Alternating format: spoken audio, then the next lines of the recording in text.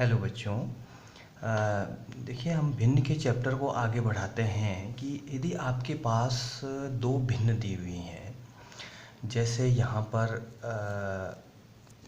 दो भिन्न हैं 4/7 और 3/7। अगर मैं आपसे पूछूं कि बच्चों ये बताओ कि इसमें कौन सी भिन्न बड़ी है, तो इसको दो भिन्नों में कौन सी भिन्न बड़ी है कौन सी छोटी है, इसको एक चित्र के माध्यम से समझते हैं। हमारे पास एक वस्तु है, ये हमने आयत लिया है, और एक ये संपूर्ण वस्तु है, दूसरी भी उसी आकार की एक संपूर्ण वस्तु है। तो यहाँ पर देखिए कि 4/7 को कैसे हम प्रदर्शित करेंगे। हमने एक वस्तु के बराबर 7 हिस्से किए और 7 हिस्सों में से 4 हिस्सों को कलर्ड कर दिया, हमने छायांकित कर दिया। ये इसलिए किया क्योंकि 4/7 इसका हर है 7। हर ये बताता है कि संपूर्ण वस्तु के हमें कितने हिस्से करने हैं, और अंश ये बताता है कि उन 7 हिस्सों में से हमने कितना हिस्सा लेना है। तो यहाँ पर 4/7 हमने चित्र के माध्यम से इसको ऐसे समझा रखा है कि पूर्ण वस्तु के 7 बराबर हिस्से किए और 7 हिस्सों में से 4 हिस्से जो है, इन जो छायांकित भाग है, ये कलर्ड भाग है, ये 4/7 को प्रदर्शित करता है। फिर वही उसी प्रकार की समान वस्तु हमने यहाँ पर ली। अब हम 3/7 को कैसे दिखाएंगे, तो पूरी वस्तु के हमने 7 बराबर हिस्से किए और 7 में से 3 हिस्से को छायांकित कर दिया। तो ये छायांकित हिस्सा 3/7 को प्रदर्शित करता है। अब देखिए, चित्र के माध्यम से हमें साफ नज़र आ रहा है कि ये वाला जो ये वाला भाग है, ये जो 4/7 है, ये बड़ा दिखाई दे रहा है। तो हम ये कह सकते हैं कि 4/7 भिन्न बड़ी है किससे, 3/7 से। अब इसको हम गणित में इस चिन्ह के द्वारा भी प्रदर्शित कर सकते हैं। इसका मतलब बड़ा है, यानी 4/7 बड़ा है 3/7 से। 4/7 इज़ ग्रेटर देन 3/7। ये जो चिन्ह है ये बड़े का को दर्शाता है, और जिधर इसका मुंह खुलता है उस तरफ की जो भी चीज़ है, जो भी संख्या है, वो बड़ी होती है।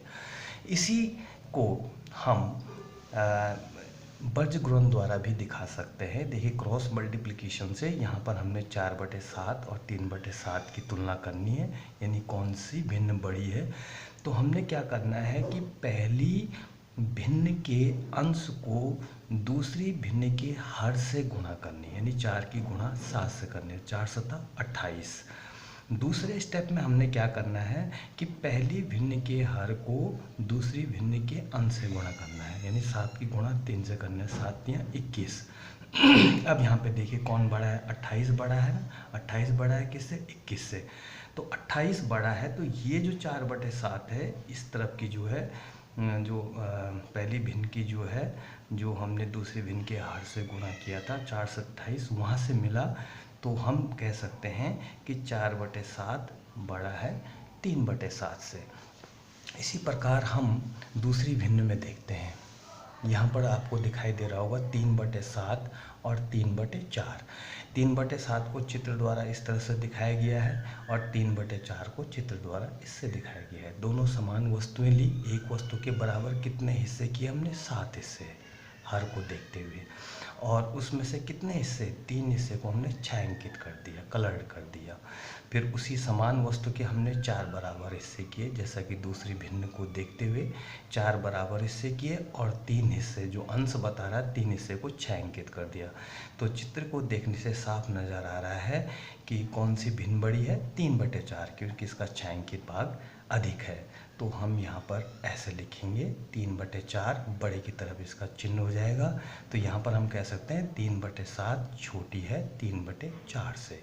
3/7 इज़ लेस देन 3/4। यहाँ पर देखिए,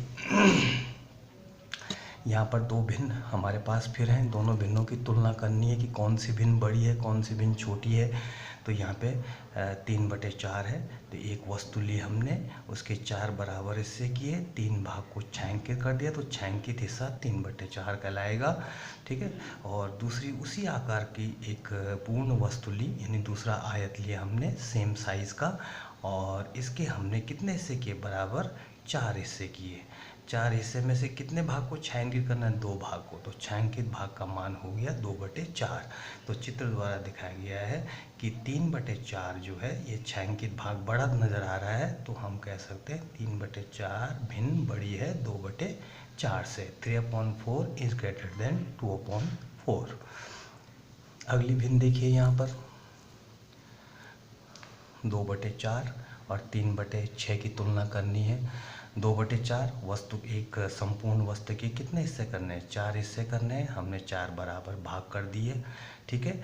और 3/6 उसी समान प्रकार की वस्तु ली हमने, और उसके बराबर कितने भाग किए, 6 भाग किए।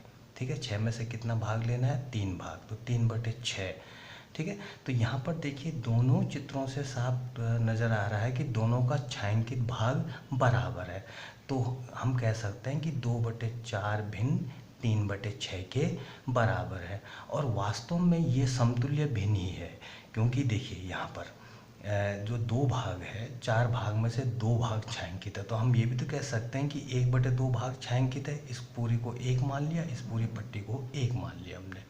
यहाँ पर भी देखिए 3 भाग छायांकित हैं, 3 भाग बिना छायांकित है, तो हम ये भी तो कह सकते हैं आधा भाग, यानी 1/2 भाग छायांकित है, तो ये भी 1/2, ये भी 1/2, इसको बराबर 1/2 भी कह सकते हैं। तो ये समतुल्य भिन्न भी है। तो इस प्रकार हम जो है भिन्नों की तुलना कर सकते हैं, और इसको हम जो है क्रॉस मल्टीप्लिकेशन मेथड से भी इन भिन्नों को हम दिखा सकते हैं।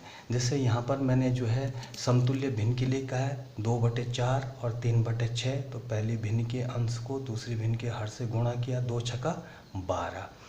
पहली भिन्न के हर को दूसरी भिन्न के अंश से गुणा किया, 4 तियाँ 12, तो दोनों का मान बराबर आ रहा है, तो इसका मतलब ये क्या हो गए, ये भी समतुल्य भिन्न हो गए।